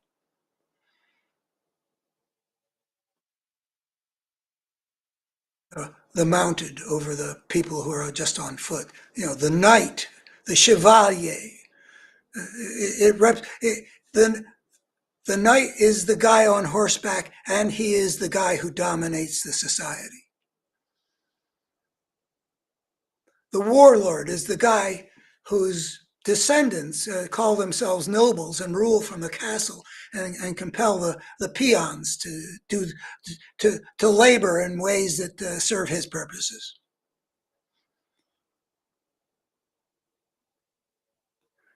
It's not random who gets to be the regime of the pharaohs or the emperors of Mesopotamia. And they lay out a culture which is geared, which is good at maximizing power, which is shown by the fact that they prevailed over all the other competitors in a given region, like the Nile or the Tigris Euphrates or the Indus Valley. The one that prevails is not random.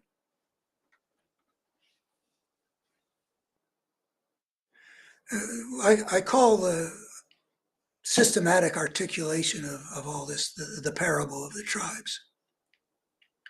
And the part of it that's the closest thing to a parable, I think my use of the word parable is a little bit cheating, but for me it was a spiritually transformative truth. And so I wanted to use language to sum it up, the level at which it struck me. So parable is a good biblical word. And in a way, it's a parable. I say, imagine a group of tribes all living within reach of each other. And if all of them want to live in peace, then all can live in peace. These are those, I'm imagining a kind of cluster that I referred to before. But what if all but one wants to live in peace? And one of them wants to build an empire, and it structures itself to be able to do so. And it looks to its neighbor's land and decides to incorporate it, and it attacks, because it has developed power to prevail, it prevails. Perhaps it exterminates the people who had been living in that territory, who were not able to protect themselves, and absorbs that land. That makes two pieces of social land out of the, say, 20 that we started out with. Peace-loving, 18, we're down to 18 on the peace-loving. This one becomes part of the empire of the one who, but there's still a war of all against all. What's to stop this guy at that point? What if he decides, I want to build more of an empire? I mean, he's got the spirit of the gangster. And this is just a parable, remind you. This isn't necessarily the way it happens. It just shows that power spreads inexorably. Only the ways of power can survive. So he looks at the third place, and he decides, I want that in my empire too. But instead of exterminating the nature, he marches them back and enslaves them so that they become human livestock to magnify his power still further. And you can see on to the British Museum, I think in 2018, and there are these friezes or whatever you call them on the wall from ancient Sumerian times, whatever. And the British collected all kinds of things from the ancient world, and you can see the king celebrated marching prisoners back in chains, that they were going to become slaves, that he incorporated into his power system. Okay, so that's three things, two different options for the people. The peace lovers are down, you know, just getting overrun and annihilated didn't do work too good. Getting overrun and conquered and enslaved wasn't a real great option. But power, the ways of power are now three. And then some other society looks at what's happening to its neighbors and says, "Oh, we don't want to suffer either of those fates. Let's get out of here to someplace where out of reach of that guy." And so you find weaker societies in places that are up until modern times were sort of unreachable. The more unreachable, the more primitive the societies you might find, like in the Arctic or I think Tierra del Fuego when Darwin went by, and the Amazonian jungle and various jungles in Asia.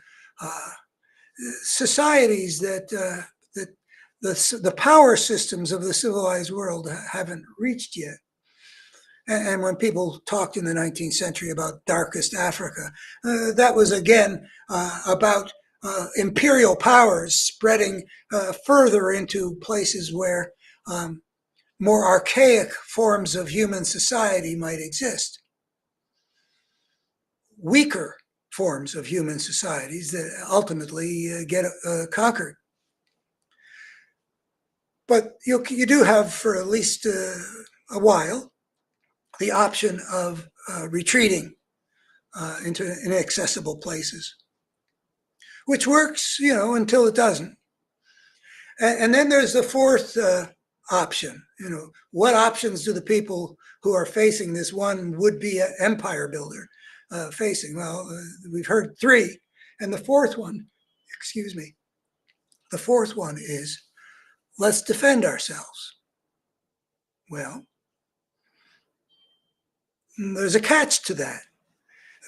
If the empire that threatens them has made itself more powerful by virtue of how it organizes, its technology, I said all the components of how it raises its children, the ways in which it trains the intellect of their citizens, all of these have at various points in the evolution of civilization been conducive to prevailing in the war of all against all. But anyway, you can create a good team that's a good rebounder if they've got great 3-point shooters. It would be helpful to have really good defenders. But anyway, it is not unlimited what your options are. You need to develop power that can match up against the one that threatens you. You might be able to build a 10-story building that looks real different from his, but you got to build it that high or he will defeat you. Whether it's got to do with size or structure or technology, political organization, social organization, how productive your economy is. They say that the Allies won World War II because we could outproduce. It was a GNP war, I remember reading. Well, there are all kinds of things that conduce to power. But if you don't have the requisite level of power, this fourth option doesn't work. And if you do have the requisite ways of power and you adopt them so that you can defend yourself, well, that's good for you. You didn't get exterminated. You didn't get enslaved. You didn't have to run away from your homeland. But the catch is, the ways of power nonetheless spread. What had begun, this would-be empire builder who's, getting himself together so he can conquer his neighbors. That's the ways of power. And then the rest of the system, he's just this little, color me red corner of things. The rest, overwhelmingly at the beginning, the rest is color me peaceful. But by the end, It's all color me powerful enough to survive in a system which is beset by a war of all against all, in which only the ways of power can prevail. So what's introduced as a mere contaminant inexorably spreads throughout the whole system. The only way you could have prevented it, and you, in our world today, this is, I think, an important part of how to think about the problem, which we still haven't solved. If the, let's say, 19 of the peace-loving world understood that this guy was up to no good and needed to be stopped, and had the capacity to stop him without becoming like him, which, you can imagine. I mean, you can see sometimes in Westerns and stuff like that, you get a group of people together and you got one guy that everybody else can keep in check. But in these societies that are emerging out of the natural order and are having to interact with each other, there is no cohesion among the whole thing. Not only is there no natural order of the lion, zebra, grass kind to make sure that their interactions are serving the whole, there's no chance for that kind of collective security system enforceable to arise at the very beginning of the process. Or really, you can see Western civilization sort of struggling with this idea of collective security, I think, since the 17th century, creating institutions of international law. And people have articulated this problem of intersocietal anarchy in a variety of ways in the field of international affairs. What I feel like I've tried to bring that into is to understand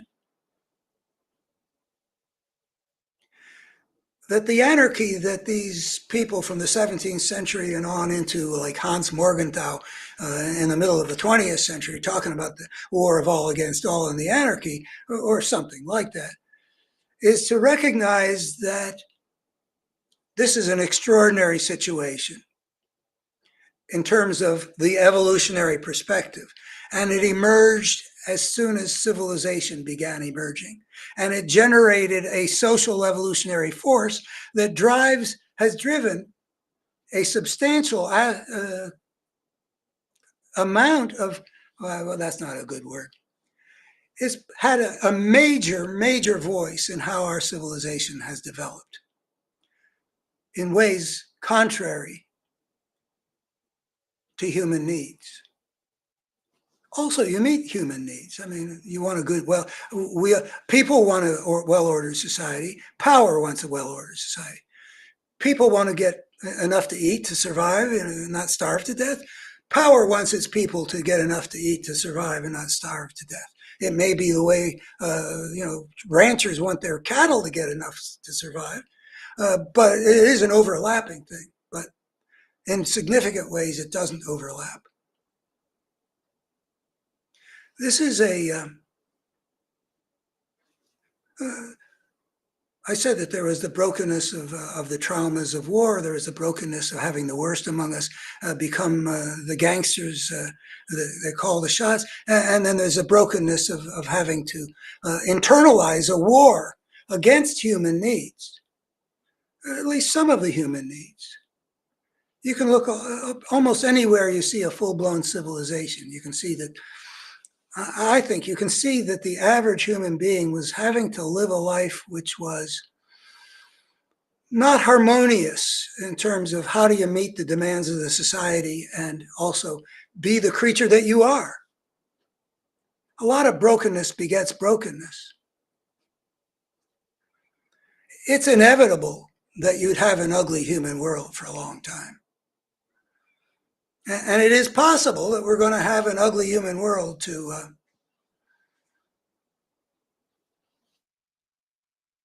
the point of self-destruction.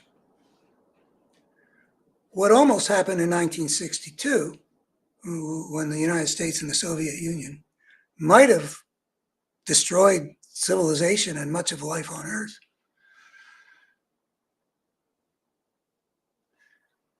That still could happen. I mean, we have scenarios that we think about these days. If that actually does happen, and you look at, well, what does that mean that it happened? I believe in the buried in the whole web of causes and effects, that outcome would be the result of this force of brokenness maintaining too much power in the human world and having driven things in that direction so that the forces of wholeness weren't able to get our civilization ordered well enough, soon enough to prevent it. You know, it'd be a very ugly outcome. It would have been in '62 if Kennedy and Khrushchev had unleashed all their ICBMs at each other. That would have been, really ugly. Destroyed things that were sacred. Ended perhaps the human story. And I never got clear on, how would an all-out nuclear war compare in destructiveness to what the asteroid did 66 million years ago. I would like to know the answer to that. I bet some people have gamed it out because there are a lot of smart people thinking about the problem that we might destroy ourselves back in the 50s and 60s and 70s, 80s. I'd like to know, but anyway, that could happen. The asteroid came from outside the living system. Life creates order, but it never controls everything. We don't control the climate, we being all of us living organisms, all million whatever species. We don't control the climate enough to make it such that we won't have the coming and going of ice ages. No living thing made that happen, that I don't believe. But it can happen. We don't control that. What the evolutionary process continually tries to create by selecting what can get its DNA into the future is what order it can. And it does, evolution, I talk about evolution like creating the good. Evolution itself it just is. The creationists want to have a benign God moving it. I would like that too, tell you the truth. But when you look at how things have unfolded, that's just not the way it looks. I can't see that. It's an opportunistic thing. It's just that its internal inevitable dynamic continually selects for life over death. And it creates value. It creates creatures that experience positively the things that lead them, that make rewarding doing the things that help get your DNA into the future, which is basically life. At the very level of, boy, it feels good to eat when you're hungry. Boy, it feels good to drink when you're thirsty. Boy, it feels good to mate when you're whatever. All those things are built into us as a reward system. Value gets experienced in ways that correlate with life getting perpetuated.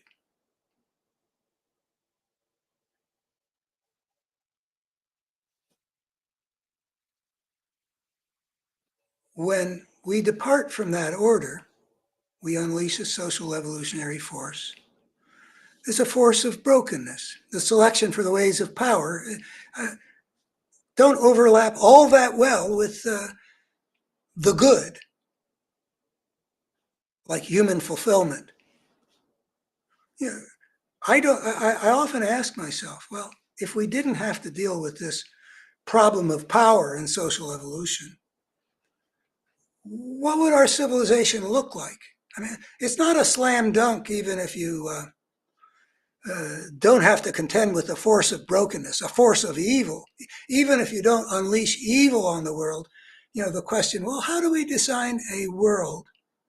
Well, let's take, uh, I like the way religious teachings sort of stand as a recipe for the kind of world we would want to have, like do unto others as you would have others do unto you. There's a Jewish version, there's a Christian version, and if you had a world in which that was basically how everything um, functioned, well, that would be great. How could you have a world in which justice prevails and there is no injustice? Um, how do you organize a world in which all of it, there is no war to inflict its dynamic on the species? I have shown, I think, that it is inevitable that any species that develops civilization will be unable to make those kinds of choices without facing huge headwinds from a systemic force. But I don't claim to know, what, how much goodness would we be able to realize if we didn't have a force of brokenness operating in the human world. When I have something I think is valuable to say about that in any specificity, I probably will try. But my belief is that if there weren't a major countervailing force of the selection for the ways of power, imposing that of all the different cultural options, a lot of things that were viable would be viable if they didn't have to prevail in a war of all against all. I think a lot of good things are out there, and even though it may not be easy to create a world which is just and peaceful and loving and all that, I think we would have been able to do pretty well. And I think we can still do pretty well if we can bring that force under control. And I believe that this better human story of mine, which shows the nature of the battle, I think, in a way that the secular worldview needs to see it, which means incorporating in some things that the religions used to tell us, so that we honor the guidance that we have within us to harness our moral and spiritual passions. And we intellectually comprehend the nature of the battle. So when we see this battle between democracy and fascism, we understand that this is, a major showdown in something that's been going on ever since this force arose, a force that inevitably would be moving through the human world over millennia until it was brought under control, which we haven't yet done. But we continually make efforts. In every civilization, however screwed up it may be, people are continuously trying to find happiness. Sometimes they drink themselves into a stupor with alcohol because their lives are so hard, as a way of finding happiness. Sometimes they create songs which fill their heart. I love Scottish songs. I have a record of a fellow named Kenneth McKellar singing a bunch of Scottish songs, but he's not the only one that can bring out this beauty. I know something about the history of Scotland. I know nothing about the relationship between some of the terrible history that the Scots have endured, going to Braveheart and all that stuff. And I don't know the connection between that and this wonderful sweetness of these songs. But I see that sweetness as being injured human beings reaching out to have their hearts filled with this beauty and this expression of love and yearning.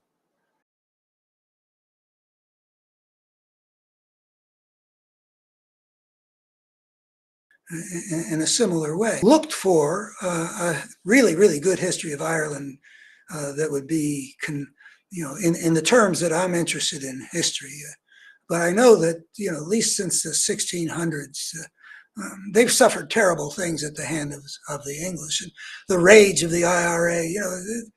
But there's also a kind of a level of sweetness in the Irish culture that I think is an expression of the human beings in this painful world,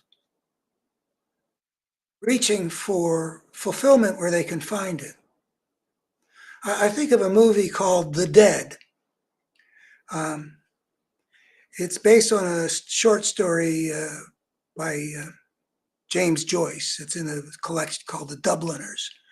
And it's a wonderful film. It's a film I want to see every 4 or 5 years. And it's got such a humanity to it. I feel the same way about some of what Jewish culture has produced, some of which I value very highly and am myself somewhat heir to. In all the pain, trying to get things together in meaningful and fulfilling ways and achieving in some ways. So it isn't all darkness, but it's always within these limits of the failure thus far for human civilization to bring a destructive force under control that inevitably arose when we took the path of civilization, that has inevitably made the spirit of the gangster, which often takes the form of a human monster, to have a disproportionate say in how things get structured in our world. The better we can understand that is essentially the nature of the battle. Any creature, I'm thinking that there would be a number of societies that became species on other planets elsewhere, the big elsewhere, that have stepped onto the path of civilization and unleashed this. I think as soon as you start gardening and herding, you're really probably inevitably going to go the whole route to the empires. And I think that that's true. I don't think I say that in that book. But I do believe that once you get started, it's like you're rolling into a downhill, into an ever escalating war of all against all. But I think that life has evolved on other planets. Yeah, I bet. I bet lots. I mean, we're talking about billions of galaxies and billions of stars in each one, and the planets seem to be rather abundant from what we can see now. With such huge numbers, can we be the only ones? I'm just imagining there are lots of them. And just like evolution eventually created creatures like us with respect to value and better brains and eventually culture, wouldn't that be one of the niches that life would eventually find, and you'd end up with, sort of the equivalent of hunting gathering bands with some degree of culture on these different planets, whatever they might look like, in terms of what the rest of the biosphere looks like, but something that is sort of being created because one of the niches is if you can build a good enough brain, you can find your way into the future with culture. That's our main strategy for whatever it is. It might be 2 or 3 million years. You can see our main strategy has been culture, but certainly much more recent. Within the last million years, we started doing really importantly different things with our culture, like taming fire, changing our language. It seems like language emerged with our physiognomy because that was our strategy. It seems like life is always kind of inventive in terms of it'll generate so much variety. And if there's a niche to be occupied, like the way the mammals, filled the niches that the dinosaurs, when they got wiped out, left open, all of a sudden there are these niches and they get filled. So a cultural niche? I think so, frequently. And eventually, I mean, I don't know why human beings 10, 12,000 years ago took that step. There's one argument that we had run out of room, but I don't know. But it is another niche in any event, is to start inventing your own way of life. If you got the smarts, the creative intelligence, and why wouldn't other planets eventually create creatures that are like we were 10 or 12,000 years ago? And each time that would happen, according to what I believe I can show, well, I am really satisfied, and I'm not on an ego trip. Well, if I am, that's not what's driving me. They would be heading on the same basic path as we are. They would generate lots of options. That's just sort of built into the situation. There would be a selective process, and the ways of power would continually spread, and the spirit of the gangster, some of the worst of that creature, whatever creature's possibilities, would become disproportionately empowered to call the shots. It's just inevitable. And then the challenge is, will they get their act together before they destroy themselves? Because I also believe I can show and look that inevitably, eventually, the creature will have the power to destroy itself. And whether it's got that force under control soon enough is the question. I believe that I can show that eventually, by the nature of how cultures are inevitably moving forward in cumulative ways, even with some what the word, like the fall of Rome, culture retraces some of its steps, but eventually it emerges again back on an upwards path toward greater and greater power, until what had been the dark ages of Europe become an industrialized civilization that can compel all the rest of the planet to conform to its ways as it spreads the ways of power as an industrial civilization. Inevitably, there is going to be some kind of a race. I don't know if it's going to look similar. Like with us, I think it's a toss-up. I don't know, if we've got, let's say 100 good case studies elsewhere in the cosmos of creatures that developed the ability to destroy themselves because their civilization became so powerful. Did they get that destructive force under control soon enough?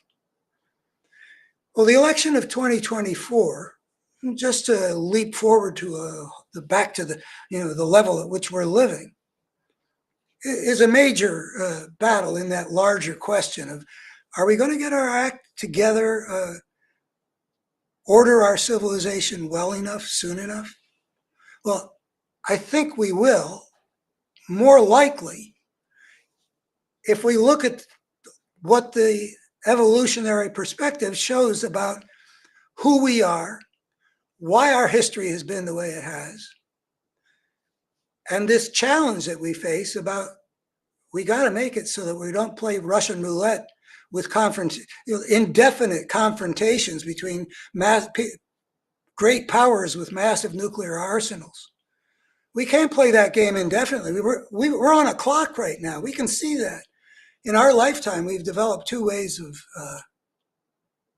destroying ourselves that other generations didn't need to look at: the nuclear and the environmental. So we got work clear to do, and we should be looking at that. And I'm not going to go further into what we would do. I'm just going to go back to good and evil. If we understand that there are these two coherent forces battling over human destiny, and that have been battling since the rise of civilization, we're more likely to be able to see that fight for what it is and fight it effectively. And it also matters, if we see through the evolutionary perspective, that we actually have access to certain valuable sources of guidance that you can conceptualize in terms of the religious tradition. I have a good friend who's a Methodist bishop who talks about discernment, that he when he has to make a decision, he thinks he's listening to God guide him by contacting a place within himself. I think about the same thing, but I conceptualize it differently. Uh, there is something inside of us that evolution put there, and it wouldn't have put it there unless it was, on balance, a source of good guidance that helped our ancestors get that into the human genome, because they were more likely to get their DNA into the future. He and I have conversations about what's going on in America, and it's interesting how we're really able to see it the same way, but he's looking at the same moral and spiritual dimensions, and he brings to it the same moral and spiritual passions as I do. But he gets there through his theology and the biblical stories that tell him how the moral, spiritual universe is structured, in which certain supernatural figures are central. I see it. And we talk, it's quite compatible for us to talk that way, because we can translate each other. But I see it as, yeah, the evolutionary perspective shows that the battle between good and evil that the Bible often involves itself with is a reality. There are, in fact, two coherent forces that can be discerned in purely secular cause and effect kinds of ways. And they are embattled over which one is going to govern the human future, including, what is America going to be like in the coming decades? A fascistic country, or the democratic society that has sometimes played a positive role in leading some of the most decent nations in the direction of better ordering the human world? The progress that we have made over the course of the last, since World War II, in the direction of survival and thriving and order and peace. The United States has always played as the leader of the free world, for all of our flaws in Vietnam or Iraq or whatever. We have, whenever anything like that happens, that you would say, if you were calling the shots, you need somebody to lead the free world into doing something better. The United States has always played a role. So our battle is really connected with the whole thing. I mean, if we end up with a fascist America aligned with the fascist dictator in Russia, for example, if I were Las Vegas and I was putting odds on will human civilization survive the next not so many generations, the victory of fascism in America would make the odds much longer against the good triumphing over the evil. It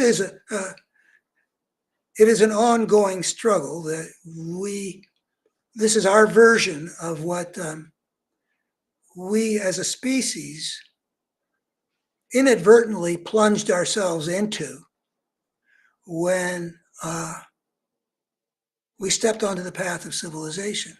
On the one hand, we came into that situation as biologically evolved creatures with experiential dimensions that gave us a sense of value and gave us the capacity to have spiritually transformative experiences.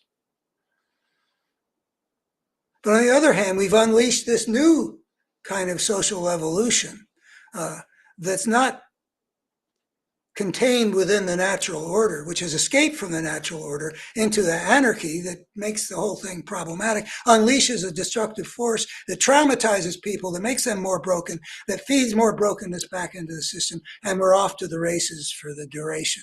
But the ugliness that we see in human history is not human nature writ large. And it's good to remember that. And it's good to honor that we've been given what I believe every other creature that steps onto the path of civilization would have been given. Do I say this? Do I really? Some sense of, I mean, can you imagine a creature that develops civilization that doesn't have within it an experiential tendency that ranges from a spectrum from the better to worse experience dimension? I think that that's a given. Can you imagine a species that develops civilization that doesn't develop a spiritual capacity? Well, maybe. I think of that Dr. No, Mr. Spock on Star Trek. Did he ever have spiritual experiences? I don't know. But we do. And in addition to feeling better about ourselves, the Better Human Story calls upon the secular worldview to incorporate these important realities of the moral dimension and the spiritual dimension and honor them and tune in on them and be as discerning as my Methodist bishop friend about what it is where the sacred guidance comes from, whatever you want to name it. I see it in an evolutionary perspective. He sees it in a biblical perspective. But we both sense that it's there. Tune in on that. And then intellectually, because we have left the realm of, nature and, just doing what comes naturally. We have created this unnatural world. So it is important that we also have an intellectual grasp of the battlefield and of the nature of the battle and of what it is that made the Republican base in 2015 embrace somebody that they, 25 years before, their parents and their grandparents would have said, that's exactly what you don't want to give the presidential powers to. Understand how to fight the fight because you understand how the forces work. And I don't claim to understand how all the forces work. I just claim that I've been working at it very hard. In this particular battle about democracy versus fascism, it's been a full-time mission for me since 2004. But in some ways, I was actually working on it for the decade before because I didn't really quite grasp how big this thing was going to be. But I did see some things that were happening that were poisoning the minds of my fellow citizens, which is why I went on the radio. I have said for some time that the present political battle in America, unlike maybe every other era of American history, with the possible exception of the 1850s, should not be understood. This particular era uniquely should be understood as a battle between good and evil. It's a place where things come to a head, which, there are lots of micro battles all the time between good and evil, or the force of brokenness and wholeness, the various trees flapping in various winds. But right now we've got a concentration of it.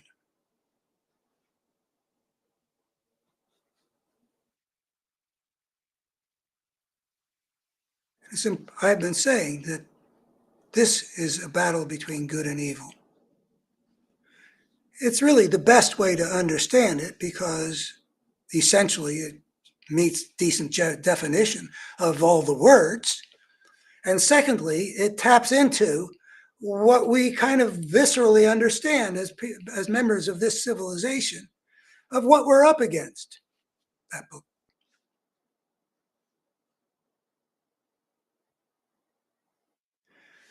And every creature that steps onto the path of civilization inevitably will have that battle at the center of its drama. I don't know whether most creatures in that situation would have made more progress than we have by now. I don't know if we get a B minus but whatever it is, it's our job to pass that test. And I think that the beginning of passing that test, or at least a useful step in passing that test, is taking this integrated vision that is provided by the evolutionary perspective, both on the good and on the coherent force that consistently works to make the human world worse, which I call evil. They originate, that battle originates as an inescapable dynamic of a creature taking an unprecedented step onto the path of civilization, carrying into it what the biological evolutionary process instilled in it, but having to deal with the force that the social evolutionary process of the evolution of civilization, that is basically the selection for the ways of power, has compelled it to deal with. Thank you for listening. I appreciate your being here. Bye-bye.